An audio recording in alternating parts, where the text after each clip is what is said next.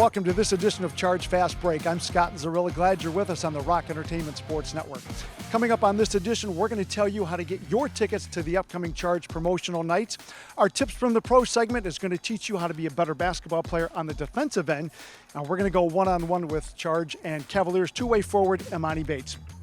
But before that, for those of you new to the NBA G League, we're going to give you a crash course. For those of you familiar, a refresher course on what the NBA G League is going to look like for the 2024-2025 season. The NBA G League consists of 31 teams, with each NBA team having a G League affiliate, Mexico City being the 31st team. Now, the tip-off tournament schedule is similar to the NBA in-season Emirates Cup tournament, consisting of 4 regions or pods: the Central, East, South, and West. The Central Showcase Cup pod consists of the Charge, Mad Ants, Skyforce, Bulls, Crews, Gold, Wolves, and Herd. These teams will only play each other during the first 14 games of the season, with the teams consisting of the other 3 pods doing the same. The 4 teams with the best winning percentage in each pod, along with the next 4 teams with the best winning percentage, regardless of region, will advance to compete for the NBA G League Winter Showcase Championship from December 19th to December 22nd in Orlando, Florida. Teams not qualifying for the championship tournament will play 2 games during the Winter Showcase for a total of 16 games to begin the season. Following that, the regular season schedule begins. All teams will play a total of 34 regular season games, with records resetting to 0-0 following the Showcase tournament for a full 50-game schedule. After the completion of the 34-game regular season schedule, the top 6 teams in each conference will advance to the postseason. The top 2 teams in each conference will earn a bye, while the other teams will play a single elimination playoff, culminating in a best-of-3 championship series. Now, if you're looking to find the Charge to watch or listen, there will be 12 Charge home games to be broadcast on Rock Entertainment Sports Network. All Charge games stream free on NBAGleague.com, and all Charge games can be heard on the free Cleveland Charge mobile app. And don't forget to come on down to check out the Charge. Get your tickets at clevelandcharge.com. So there you have it, all you need to know for the 2024-2025 NBA G League season. Let's take a timeout. When we come back, we're going to go one-on-one with Cavaliers two-way forward Emoni Bates. This is Charge Fast Break on the Rock Entertainment Sports Network.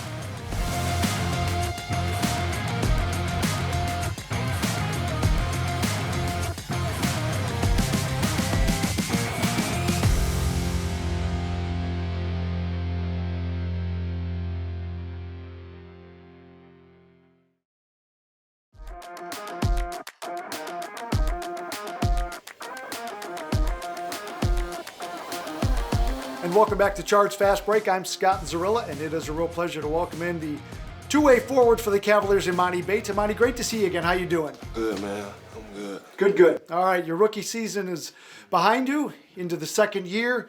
How did you spend your off season? Travel? Did you try to play a little ball? Just relax? What'd you do?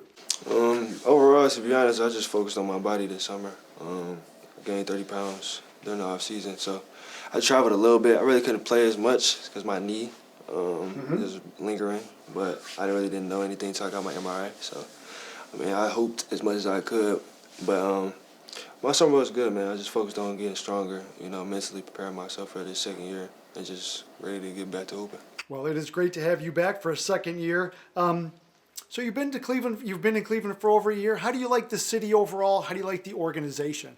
I love Cleveland, man. I love the city. I love the fans. I just love everything about it. It's a good culture down here. It kind of reminds me of home, so I feel comfortable. I was going to say Detroit and Cleveland has that similar type vibe. Sure. So your rookie season, everybody has those ups and the downs. You did, like everybody does. How would you, when looking back, how would you assess your rookie season? I feel like I definitely had a lot of growing to do. Just, 19 years old, first year in the NBA, really supposed to be a sophomore in college, but I feel like I hit a lot of bumps, had a lot of good things happen to me, but overall I just learned a lot last year, just us going to the playoffs, just being able to see that type of basketball, being up and down from the G League to the NBA, just learning the schedule of being a pro, and that's the biggest thing for me. So with that season under your belt, you played in Vegas Summer League. How would you say your game is today, knee surgery aside, your game today compared to what it was at this time last year? I'm more aware. Definitely know more things. I feel like I'm going to be more of a leader this year, just on my first year. Stronger, of course. Be able to take bumps and just mentally just lock in on the simple things, defense. Just try to be an all-around player this year. How about the plan for the second year with the coaching staff? Kenny Atkinson, now the new coach. Chris Darnell, you're familiar with him, but now he is the head coach. What have you, and again, knee surgery aside, have you tried to really focus on the X's and O's of your game to get better, to take the next step? What have you been working with? Really just focusing on the things that they want me to do down here, and then up there, it's definitely going to be different. You know, you got guys with the ball in their hands. Might just need me to go out there, rebound, catch and shoot. But overall, I mean, I feel comfortable with my coaches. I mean, I talk to both of them on a daily basis. I mean, the goal is to get an NBA contract and get on an NBA team. So, I mean, I know they're going to help me and push me. So, I mean, I'm ready for the challenge for sure. But you feel like you've taken a step already from last season? For sure. Because it's got to be very important for that to do, because you can't get from point A to point C until you get to point B, correct? Definitely took a big step. Just being around the guys, being around pros all summer, you know what I mean? I just got to watch a lot and learn. I watched a lot of film on myself, so I know the areas I need to grow in. You know, I'm just ready to attack the second year. The Cavaliers, very good last year, very good again this year. You've been around such pros, the luxury of having a Jared Allen, Evan Mobley, Donovan Mitchell, etc. Not even just playing with them on the floor, but just being around them. How are you able to, what can you take from them? Watching them, seeing how they do things to make you better for your second season? I take a lot of things from them, just their professionalism, like how they come in on time, being early, recovery, just all the little things that matter. You got to take care of your body. You know, I watch Donovan a lot just because he's a leader. And, you know, that's something that I want to do, is just be a leader and help others. So, I mean, the way they do it, I mean, they do it the best. So, sure. For sure. Now, as I mentioned, you know, all rookies have their ups and downs, which, as we said, you did. But you spent a lot of time with the Charge, had a terrific season for the Charge. How much did that help you kind of keep the game where you wanted it to be when you played with the Charge? To be honest, I feel like when I came to the Charge, I was able to be myself, be able to play freely. Had good games, had bad games. That's part of it. But really just figuring it out this year, how more consistent I can be this year. Be more vocal. It's my second year. I was leading scorer last year. Just trying to help my teammates be a better passer, rebounder, just defensive. I just want to be all around, you know what I mean, all around game. So I mentioned Chris Darnell moving over to the head coaching spot. Sam Clancy, Jerron Perkins, a couple of coaches back as well. How much does that help you when you're going to come and play for the Charge with that transition? Again, keep taking the next step. It's definitely going to help me a lot because I'm familiar with those guys. So, I mean, they know my game. They know what I can do. They see me in the summer. I was here a lot. So, I mean, I know they know I'm ready. I'm just ready to get out there and get healthy for sure. You got the big smile on your face. You bring a smile to a lot of fans' faces because they love to watch you play. I traveled with you guys last year. No matter where we're at, people are calling your name. How does that make you feel? It made me feel good, man. I mean, just to have support behind me. You know, the fans. I mean, a lot of people don't get that. So for me, I try to take it with a grain of salt. You know what I mean? I don't try to be too excited. Don't get too down because it can go up and down. But I love my fans and the people that support me for sure. How much does that feed into you when you're playing to get that energy from the fans to help you play? Because you seem like you feed off of it, do you? I definitely feed off the fans. I mean, you've been to a couple games where I got a hot streak going, so the fans definitely fuel me for sure. That is the perfect lead-in to my last question. For those of us that will never experience it and can never do it, you've got to explain to us what it's like to get into one of those zones of yours when you're not just making a couple of shots, you're making threes from like 25 feet and you're making 3 and 4 of them in a row. What is that like? How do you balance the staying in the zone, staying hot, taking shots without getting out of, you know, team basketball? Because it looks like so much fun with It definitely is. I mean, my teammates, man. I mean, if it wasn't for them, I wouldn't be able to do that. So, like, they be having me. That's not true. That's not. Hold on. I got to interrupt. That's not true. They're not shooting it for you. No, you're shooting it. No, you're right. Yeah. How does it feel, like literally in your hands, when you just know that I've got to take this shot, and you make a couple that I'm going to take another because I'm just there? To be honest, man, it's just like a rhythm thing for me. Like, just a rhythm. Like, I know I've been playing basketball for a long time, so it's like I see one go in, see two in a row, the rims just get bigger and bigger, and it's like I work on my game a lot, so it's like I'm confident in myself for sure. Well, it is a lot of fun to watch you play, and we're glad that you are back with us this year, my friend. You, my guy. Get healthy soon, and we will talk to you soon, okay, pal? All right, that's Emoni Bates. We're going to take a time out. This is Charge Fast Break on the Rock Entertainment Sports Network.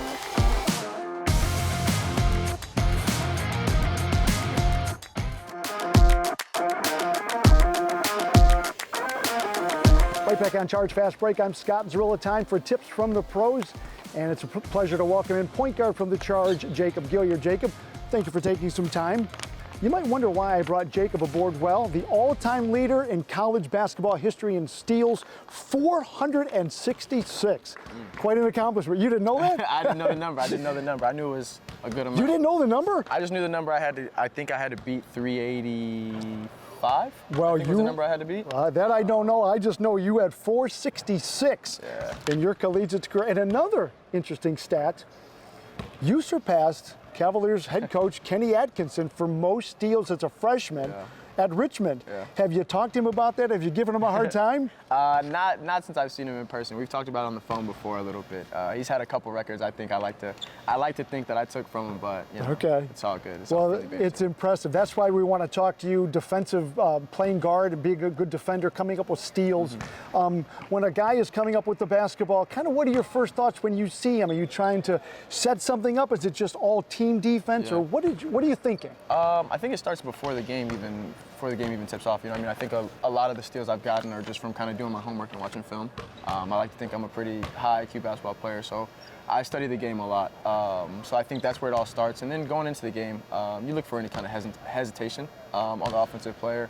But you can't really be tentative in what you do. Everything's got to be aggressive, and if you're going to go for a steal, you got to fully go for it. Well, we're going to talk about that in a second, but you mentioned your homework.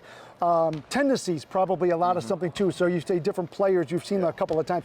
You kind of, after a while, I'm sure, get to know what the guy can and cannot do and where you might be able to get him, correct? Yeah, for sure. As the game goes on, you kind of, even if you want to feel the game out early, you know what I mean, and then you start to take your chances later in the game.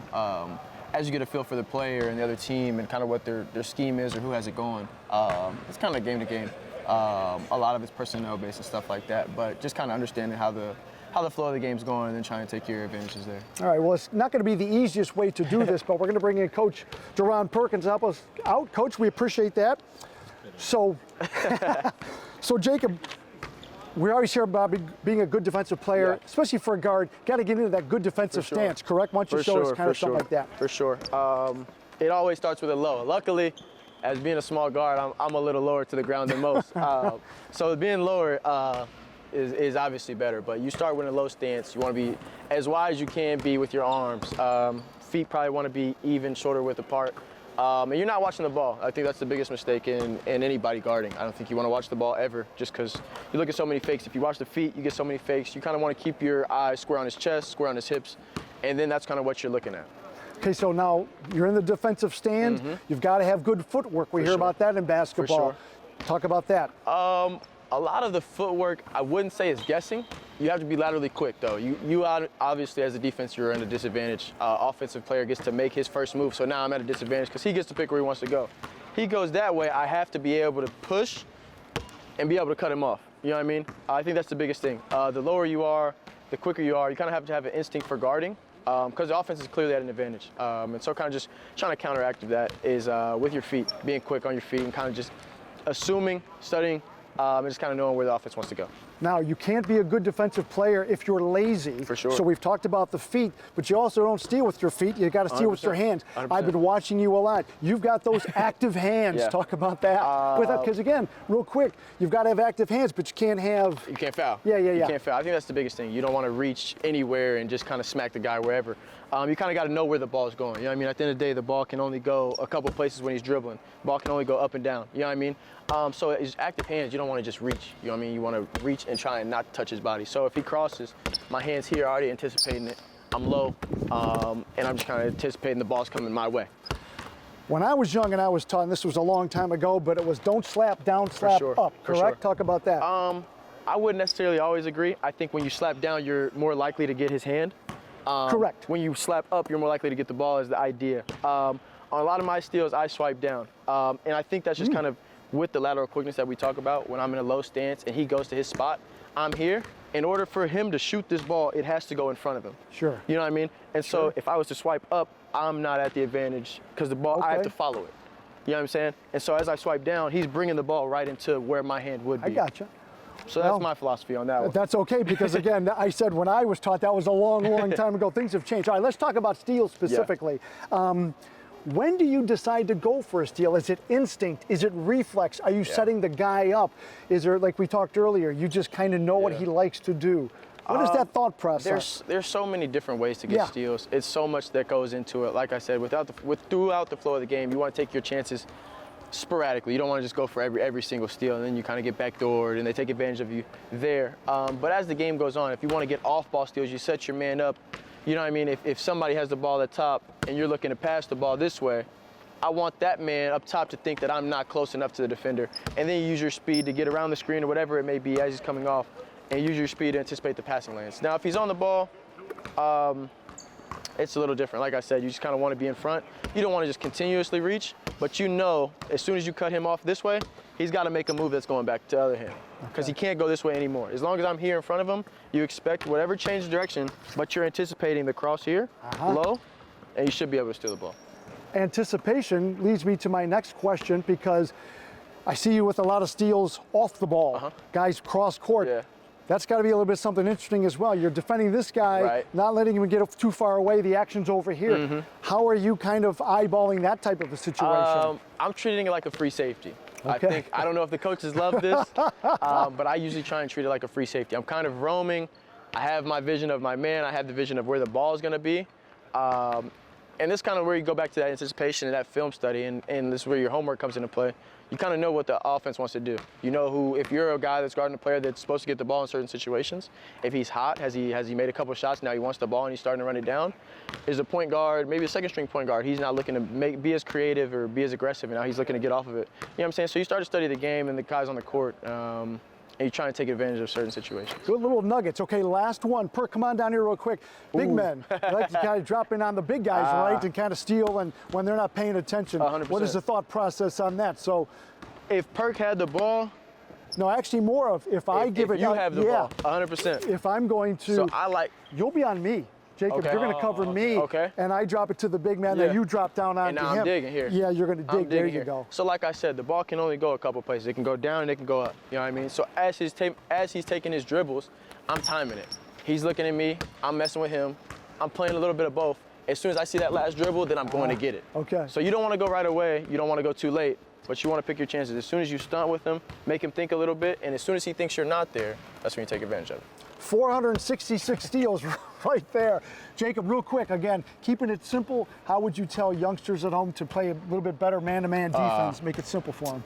Better man-to-man defense, I think, at the end of the day, basketball is, there's two sides to it. There's offense and there's defense. You can't take one possession off of either.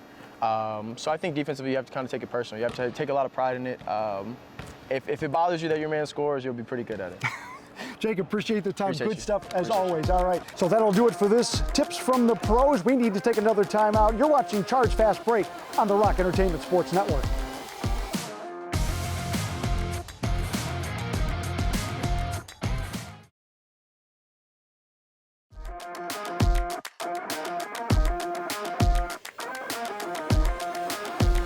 Putting the wraps on this edition of Charge Fast Break. Well, as we said at the top, we want to get you down to a Charge game for all the promotional events that we've got all season long, and maybe none more important than opening weekend, December 13th and 14th at the new Charge home, Cleveland Public Hall. We can't wait to see you there. Friday the 13th will be Public Hall t-shirt and rally towel giveaway for the first 5,000 fans, while on Saturday the 14th, the first 1,500 fans receive a Charge Up portable charger giveaway. There'll also be 14 giveaways remaining this season, including an Emoni Bates bobblehead, Luke Travers mullet giveaway. That's fantastic. I saw that. And a Sam Money Merrill bank, and much more. Also, 6 themed jersey nights, retro 90s Cavs black and blue, think Terrell Brandon, Marvel superhero jersey, and Uncle Rico from Napoleon Dynamite inspired jerseys, plus post-game autographs and free throws following most games. For a list of promotions and giveaways, head to clevelandcharge.com/promotions. Also, don't forget holiday plans presented by the Cleveland Museum of Natural History. Pick any 3 Charge games and receive an equal number of free general admission tickets to the Cleveland Museum of Natural History and equal number of free tickets to Disney on Ice, Let's Dance at Rocket Mortgage Fieldhouse, a Charge knit hat, as well as a Charge fleece blanket for select games, with plans starting at only $45. I told you that's a lot of great stuff. Get your tickets at clevelandcharge.com. Now, the Charge are going to be out of town for a little bit. Sunday and Tuesday, they will be at Motor City taking on the Crews. The games will be at 6 o'clock on Sunday, 7 o'clock on Tuesday. You can tune in for all my play-by-play on the free Cleveland Charge mobile app. So that's going to do it for this edition of Charge Fast Break. Thanks for watching. Until next time, we'll see you right here on the Rock Entertainment Sports Network.